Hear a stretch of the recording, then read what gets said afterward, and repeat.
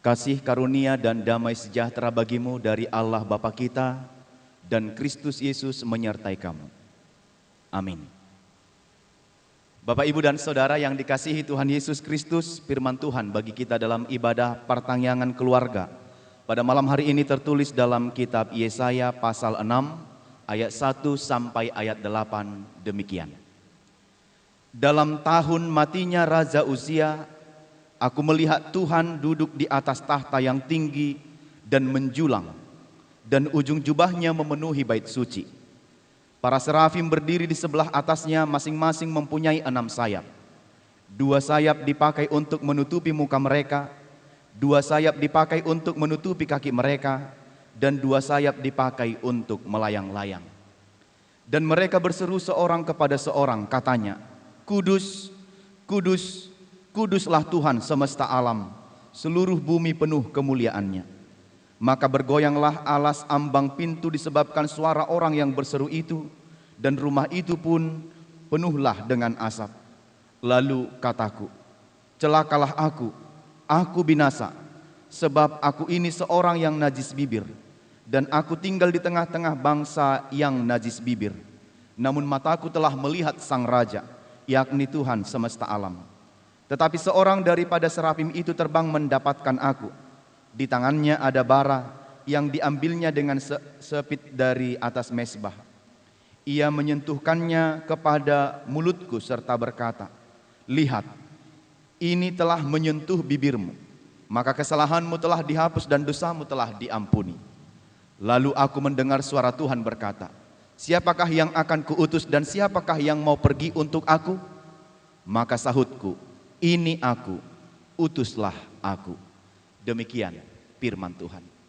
Bapak, Ibu, dan Saudara yang dikasihi Tuhan Yesus Kristus, setiap kita memiliki panggilan yang unik.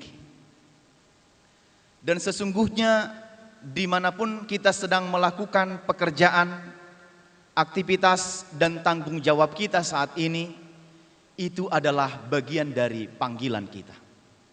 Karena itu dimanapun tempat kita bekerja, dimanapun tempat kita melakukan tanggung jawab kita, pastikan bahwa kita melakukannya sesuai dengan apa kehendak Tuhan dalam kehidupan kita.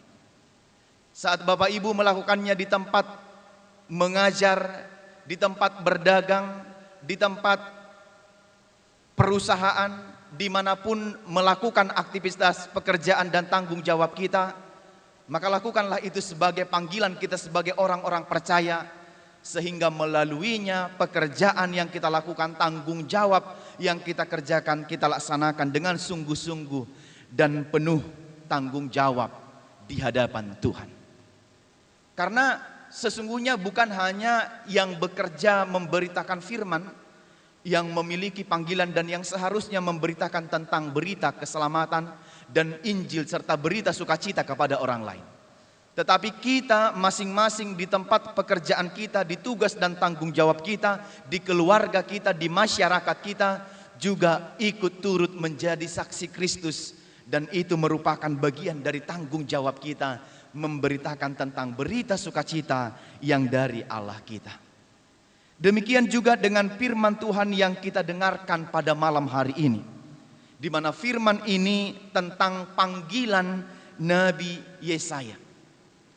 Namun penglihatannya sebelum Nabi Yesaya dipanggil oleh Tuhan, dia mengalami satu penglihatan.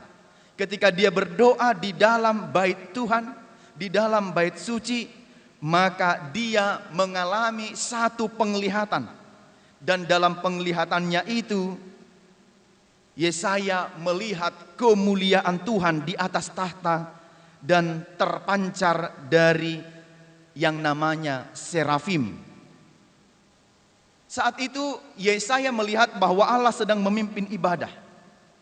Dan di situ ada serafim, katanya yaitu pengawal dalam bentuk manusia yang memiliki 6 sayap. Di sebelah para serafim itu berdiri di sebelah atas tahta tadi, masing-masing mempunyai 6 sayap. 2 sayap dipakai untuk menutupi muka mereka, 2 sayap dipakai untuk menutupi kaki mereka, dan 2 sayap dipakai untuk melayang-layang. Bapak Ibu, kita lihat hanya 2 sayap dipakai untuk melayang-layang. Selebihnya 2 tadi dipakai untuk menutupi muka dan 2 dipakai untuk menutupi kaki mereka. Itu artinya adalah bahwa serafim itu pun sebenarnya tidak sanggup melihat kemuliaan Allah. Betapa suci, betapa kudus, dan betapa mulianya Tuhan. Sehingga para serafim itu sendiri pun sebenarnya tidak layak untuk berada di situ. Tidak layak untuk berada di dekat tahta Allah itu. Sehingga mereka menutupi muka mereka atas kekudusan, atas kemuliaan Tuhan itu. Nah, para serafim itu tadi berada di atas tahta Allah itu. Maka para serafim itu menyerukan berulang-ulang satu lagu. Seperti yang kita sudah bacakan tadi. Kudus, kudus, kuduslah Tuhan semesta alam. Seluruh bumi penuh dengan kemuliaannya. Mereka menyerukan tentang kemuliaan Allah, kekudusan Allah, kemahasucian Allah. Itulah yang mereka nyanyikan, mereka pujikan, dan mereka sampaikan. Kata kudus sebanyak 3 kali ini juga nanti menunjuk pada kitab Wahyu pasal 4 ayat 8. Dan disinilah menunjukkan ketritunggalan Allah. Allah yang Trinitas itu, yang sifatnya maha suci itu adalah sekali lagi sifat utama Allah. Dia kudus, dia suci, dan dia benar-benar maha mulia. Maka Yesaya melihat karena begitu indahnya ibadah itu yang langsung dipimpin oleh Allah dan para malaikat menyanyikan kekudusan Allah sampai-sampai ambang bait itu bergoyang dan tempat suci itu penuh dengan asap. Maka dalam kesempatan itu Yesaya melihat betapa mulianya, betapa agungnya, dan betapa sucinya Allah itu.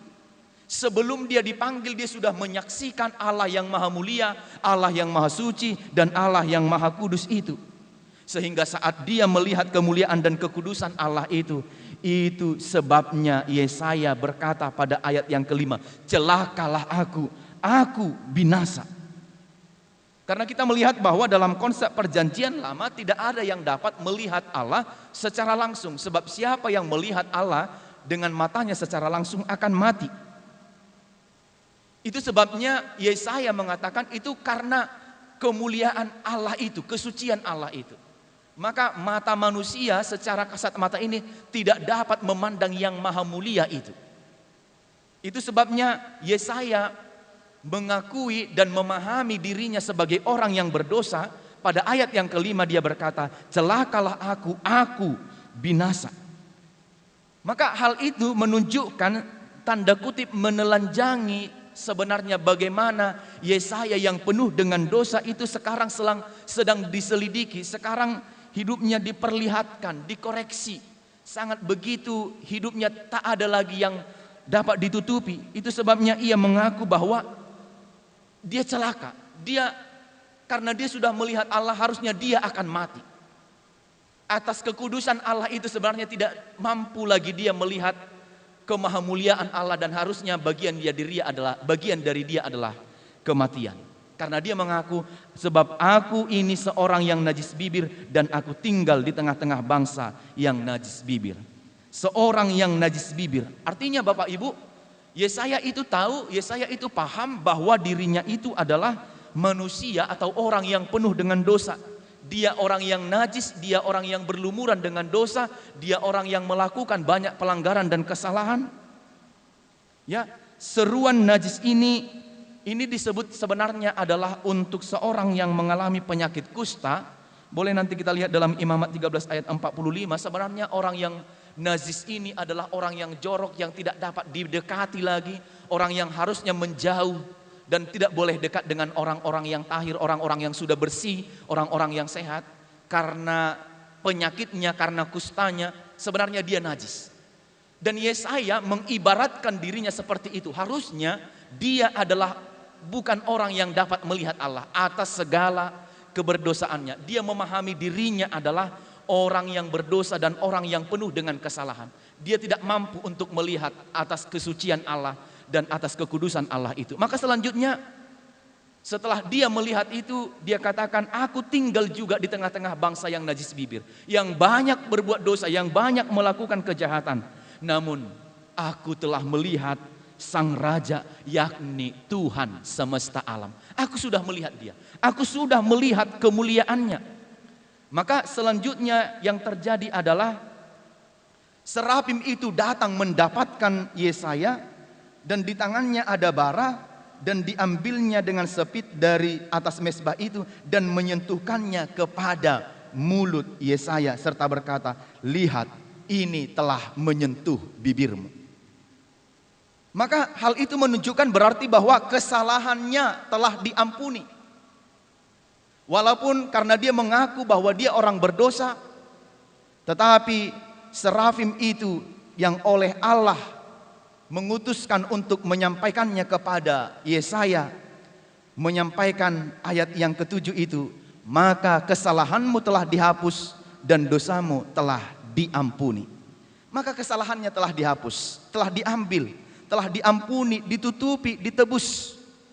Nabi Yesaya mendengar kata-kata indah ini, kesalahanmu telah dihapus dan dosamu telah diampuni. Ini sesuatu yang luar biasa Bapak Ibu. Seandainya bagi kita disebutkan kesalahanmu sudah telah dihapus dan dosamu telah diampuni, betapa berbahagia dan betapa bersukacitanya kita ketika segala pelanggaran kita, dosa kita, kesalahan kita diampuni di hadapan Allah. Sehingga kita orang-orang yang menerima anugerah Tuhan, yaitu anugerah pengampunan atas dosa-dosa kita. Maka pada saat ini kita melihat bahwa Yesaya sudah diampuni dalam pertemuannya dengan Tuhan. Pertemuannya dengan Tuhan menghasilkan sesuatu penghapusan dan pengampunan atas dosa dan kesalahannya. Maka pastikan Bapak Ibu, setiap kita bertemu dengan Tuhan, kita memohon pengampunan dosa kita kepada Tuhan atas pelanggaran-pelanggaran kita di dalam iman dan percaya kita. Saat kita memohonkan itu ke hadapan Tuhan, maka Tuhan berkenan mengampuni dan menghapuskan segala dosa dan pelanggaran kita. Maka Bapak Ibu, setelah Yesaya bertemu, diubah dengan pertemuannya dengan Tuhan, masa lalunya sudah ditangani, sudah selesai. Dosa-dosanya sudah diampuni, maka masa depannya sekarang sudah akan berbeda. Masa depannya sudah sebentar lagi akan berbeda karena masa lalunya, dosa-dosanya sudah diampuni di hadapan Tuhan. Berbuat salah biasa untuk manusia, tetapi mengampuni adalah tindakan ilahi. Ini yang pernah disampaikan oleh Paus Alexander. Sekali lagi, berbuat salah itu biasa untuk manusia, tetapi mengampuni adalah tindakan ilahi. Jadi jika aku mau mengampuni kesalahan orang lain terhadap diriku, pelanggaran orang lain terhadap diriku, itu artinya aku sudah melakukan tindakan ilahi dalam kehidupanku. Maka Bapak Ibu, siapa yang tidak pernah bersalah dan berdosa? Tetapi ketika kita mau memberikan pengampunan atas kesalahan orang lain, maka kita sudah melakukan tindakan ilahi itu dalam kehidupan kita. Maka jelas bahwa Yesaya mendengar suara Allah sebelum ia dibersihkan. Jadi sebelum Yesaya dibersihkan, dia tidak mendengar. Tetapi setelah dia dibersihkan oleh Allah, maka dia mendengar suara Allah, mendengar seruan Allah. Maka kita lihat bahwa Allah memanggil hambanya benar-benar tidak sembarangan, tetapi terlebih dahulu mentahirkan, membersihkan, supaya yang dipanggil itu dapat mengerti betapa berharganya panggilan Tuhan kepadanya, dan hamba itu mampu dan harus berbakti kepada siapa yang memanggilnya. Itu sebabnya pada ayat yang 8 Allah bertanya, siapakah yang akan kuutus dan yang mau pergi untuk aku? Ini adalah panggilan secara pribadi kepada Yesaya. Maka panggilan kepada Yesaya ini terbilang unik Bapak Ibu. Tidak seperti panggilan kepada yang lain, kepada hamba Tuhan yang lain, yang langsung menyebutkan namanya seperti Musa misalnya, Yeremia misalnya, atau nabi-nabi yang lain. Tetapi siapakah yang mau pergi untuk aku? Maka Yesaya menjawab panggilan itu, menyambut dan merespon panggilan itu dengan mengatakan, ini aku, utuslah aku. Hal itu menunjukkan kesediaan, kesiapan. Utuslah aku berarti tolonglah aku. Ketika Tuhan mengutus aku, maka berangkatkan aku di dalam doa, topang aku di dalam doa, supaya apa yang kulakukan, supaya apa yang Tuhan inginkan, kehendaki, dapat aku lakukan dengan baik. Maka di dalam utusan itu terdapat makna yang paling besar, yaitu ada doa di dalamnya. Supaya ketika kita diutus, kita juga disertai dan ditopang dengan doa. Maka Yesaya Bapak Ibu dalam firman ini rela diutus sebelum tahu tugasnya, tidak tahu dia apa yang akan dia kerjakan, tapi dengan spontan, tanpa ragu-ragu, tanpa memperhitungkan beratnya, tanpa memperhitungkan untung dan ruginya, dia mengatakan, ini aku, utuslah aku. Sungguh, jika Tuhan yang mengutus, maka Tuhan yang akan memutus segala rantai-rantai yang menghalangi firman, berita keselamatan itu disampaikan kepada orang lain. Maka ketika Tuhan yang mengutus, maka juga dia yang mempersiapkan dan yang akan memperlengkapi orang-orang yang akan diutusnya. Dan tidak membiarkan begitu saja.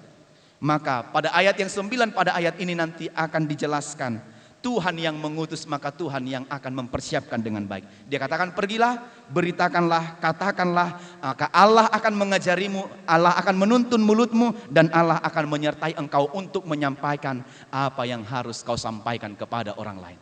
Jadi sebenarnya hanya perlu kesiapan dan kesediaan kita untuk mau melakukan apa yang Tuhan perintahkan bagi kita. Maka firman ini mengajarkan paling sedikit 3 hal kepada kita. Yang pertama, taatilah panggilan.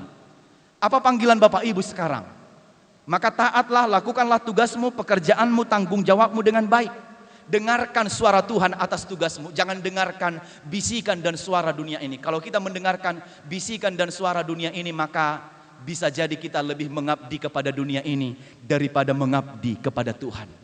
Maka saat kita melakukan segala tugas dan tanggung jawab kita, pergilah untuk Allah Tritunggal dan dengan Allah Tritunggal. Untuk Allah Tritunggal dan dengan Allah Tritunggal. Maka dia akan menyertaimu, menolongmu dalam sepanjang masa, dalam setiap tanggung jawab dan pekerjaanmu. Maka Allah yang maha suci, yang maha kudus, dan yang maha mulia itu akan menyertaimu. Kalau begitu, maka cara berbicara, cara bekerja, cara bersikap, dan sebagainya akan ditolong seturut dengan kehendak Allah. Yang penting adalah ketaatan dan kesetiaanmu dalam panggilan yang kau terima dari Tuhan. Dimanapun tugas dan tanggung jawabmu, jangan sia-siakan. Lakukan yang terbaik dimanapun engkau bekerja. Tunjukkan bahwa engkau adalah bagian dari utusan Tuhan dalam setiap tanggung jawab dan pekerjaanmu. Yang kedua, pengakuan dalam hidup kita bahwa kita adalah orang yang berdosa. Bapak Ibu, tak seorang pun kita ini yang bersih dan terluput dari dosa. Maka akuilah bahwa kita ini adalah orang-orang yang berdosa. Kita hanyalah orang berdosa yang dibenarkan oleh Tuhan. Seperti Yesaya, demikian juga kita orang yang najis bibir. Orang yang berdosa, orang yang penuh dengan pelanggaran-pelanggaran. Orang yang penuh dengan tipu muslihat dan banyak hal yang kita lakukan dalam kehidupan kita. Tetapi satu ketika dalam perjanjian baru, ketika Petrus melihat Yesus itu sebagai anak tukang kayu, dia sudah berdosa dalam hidupnya, bagaimana mungkin itu akan menyelamatkan kita? Namun Petrus yang sadar akan dosanya, ketika Yesus menghampirinya, dia berkata, Tuhan, pergilah daripadaku karena aku ini seorang yang berdosa. Bapak Ibu, seharusnya kalau kita sadar kita orang yang berdosa, kita tidak akan menyuruh Tuhan pergi dari hidup kita. Bukankah seharusnya menyebut dan memanggil nama Tuhan dalam keberdosaan dan setiap pelanggaran yang kita lakukan dan memohon pengampunan dari Tuhan? Jika kita berhasil melihat Allah itu sebagai Allah yang suci, maka ia akan melihat ke dalam dirinya sendiri dan sadar akan keegoisannya. Kita sadar akan keberdosaan kita. Kalau kita melihat Allah itu adalah Allah yang suci, maka kita tahu bahwa kita ini adalah orang-orang yang berdosa. Ketika kita mengaku sadar bahwa kita orang berdosa, justru panggillah Tuhan, sebut nama Tuhan dan mohon pengampunan kepada Tuhan. Yang ketiga dan yang terakhir, menyerahkan diri kita kepada kehendak Allah, sebab jika Allah yang mengutus, Dia yang mengaruniakan rohnya. Bapak Ibu, pasti yang terbaik Tuhan rancangkan bagi kita. Maka serahkanlah diri kita kepada Tuhan. Seperti tanggapan Yesaya ini, seperti Yesaya menyerahkan dirinya kepada Tuhan. Jika Tuhan yang berkenan memanggil kita sebagai alatnya, jangan main tawar dan jangan berbuat sesuka hati kita. Selanjutnya Tuhan yang akan menyertai kita, Tuhan yang akan menolong kita. Serahkan semua kehidupanmu kepada Tuhan, maka Tuhan yang akan bertindak dan menolong kita melakukan setiap tugas dan tanggung jawab kita. Ingat, Dia mengutus anaknya, Dia mengutus rohnya untuk menyertai kita, supaya kita tidak ragu berjalan di tengah-tengah dunia ini, supaya kita tidak ragu berjalan di tengah kondisi karena pandemi ini. Tuhan dalam rohnya beserta dengan kita, agar kita mampu hidup bijaksana, menjaga kesehatan kita, menjaga nyawa kita, menjaga apa yang Tuhan anugerahkan kepada kita, karena kita menghargai dan mencintai kehidupan. Maka di dalam rohnya juga kita patuh dan taat atas apa anjuran pemerintah untuk kesehatan dan keselamatan kita. Karena itu Bapak Ibu, tetaplah hidup di dalam Tuhan, rohnya berserta denganmu. Amin. Kita berdoa. Bapa di dalam surga, kami bersyukur dan berterima kasih atas segala kemurahan dan kebaikan Tuhan dalam hidup kami. Pada malam hari ini kami sudah mendengarkan firman-Mu. Berkatilah firman-Mu yang sudah kami dengarkan, bahwa Engkau mengutus putra-Mu dan mengaruniakan roh-Mu bagi kami, agar kami taat berjalan pada jalan kehendak Tuhan dan menjauhkan kepada dunia ini yang membawa kami kepada kesesatan. Ya Allah Tritunggal, tolonglah kami melakukan apa yang Tuhan kehendaki dalam kehidupan kami. Berkati firman-Mu yang sudah kami dengarkan, agar kami tetap setia dan taat kepada Allah yang Maha Kudus, yang suci dan Maha Mulia itu, dan mengaku segala dosa dan pelanggaran kami, bahwa kami adalah orang-orang hina dan berdosa. Tetapi Dia Allah yang suci akan memberikan pengampunan dosa bagi kami, agar kami selamat dan memperoleh kehidupan yang kekal. Berkati semua jemaat-Mu yang beribadah di rumah mereka, lindungi, sertai, dan kuatkan mereka dalam kehidupan mereka, jauhkan segala mara dan bahaya. Kasih Tuhan senantiasa menolong dan memimpin mereka. Ampunkan dosa kami, di dalam nama Tuhan Yesus Kristus kami berdoa dan bersyukur. Amin.